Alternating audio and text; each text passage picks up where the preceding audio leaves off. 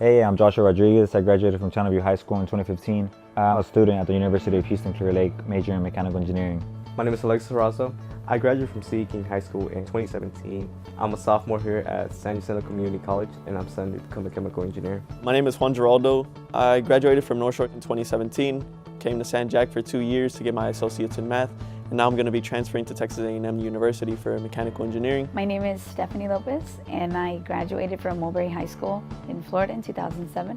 Before engineering, I was an art major, but at the time I felt like I was selling myself short until I met Dr. Hadaway and Professor Wiggins, who made me aim higher. And I really never had the intentions of going to school. And after graduation, I worked in a chemical plant, and I changed my mind about it. I always saw myself in engineering, but I never really focused on it because in high school I was more worried about soccer and sports. And then once I came here to San Jac, I met the right people to start focusing on engineering. It actually took me 10 years to come back to college. I am a mother of 2 and a wife, which is really difficult. I always have to work around them, obviously. I was a dental assistant for 5 years. And it was a continuous thing. When we would use instruments, I would start thinking of the process like, you knew this was going to go in someone's mouth. Why would you design it like this? And I started to run through my own ideas of how it would change things, how it would make it better. So then I started to look into it like, oh, what's a good field for something like this? And I chose engineering. And it's a pretty scary field to consider. When you think of an engineer, you think, oh, you have to be a genius. And I took 1 class to start with in December 2017. After that, I quit my job and I came full-time. For acoustic suppression project, the part that I worked on is the physics part. The physics part mostly involves how flames in space work and how sound works in space to help us suppress fire with sound. In space, you have fire extinguishers. They use foam, and it's hard to aim the fluid. Sound wave goes straight to where you want it to because sound waves aren't affected by gravity. The sound wave is a pressure wave, so the pressure wave makes vibrations between the oxygen molecules and spread the flame. So as the flame spreads out, the flame has less oxygen, and basically it starts to suffocate. Since the flame spread out over a larger area, the overall temperature starts to go down and prevents reignition.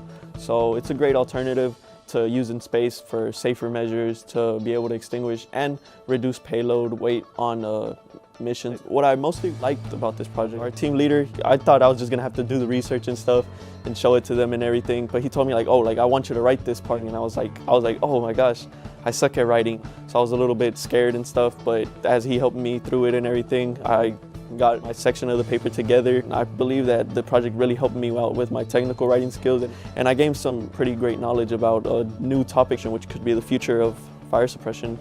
After meeting Nathaniel Wiggins, he encouraged me to join several of his projects. It helped me develop skills which I am using now in my NASA internship. What I'm doing at Johnson Space Center is that I am working on the crew co-care for deep space missions. Working at NASA gave me a big aspect of what I can do with my engineering degree. Every other day, I meet somebody different from what they do at NASA, from 3D printing, working on aviation, and working on the astronaut suits. I wanted to get involved, and I met Professor Wiggins, and I had a lot of opportunity to do outreach and work on projects. I got to present for NASA on 3 different occasions. I got to be the lead on my project, the LED lighting system, which is a handbag with a light in it, and it also serves multiple purposes. That one gave me a real-life feel because I had to deal with budget, and we ran into multiple problems. We're actually on our 4th prototype, starting completely different. So that's been my experience with engineering. Here at San Jac, we attend many events and competitions to gain our experience.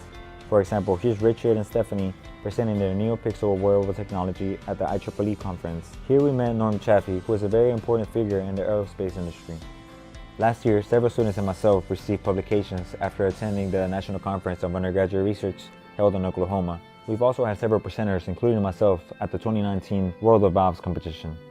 This summer, Wiggins took us to Kennedy Space Center for the NASA Summertime competition, where we got 1st place for the Mission to Mars competition and 3rd place for the overall competition, which is a great experience. I've had the pleasure of being the leader of the NASA Summertime competition. This experience has allowed me to develop skills that will benefit me as a future engineer. Thanks to the engineering program, I now understand that you are your own biggest obstacle. I want to go eat. I'm starving too, man.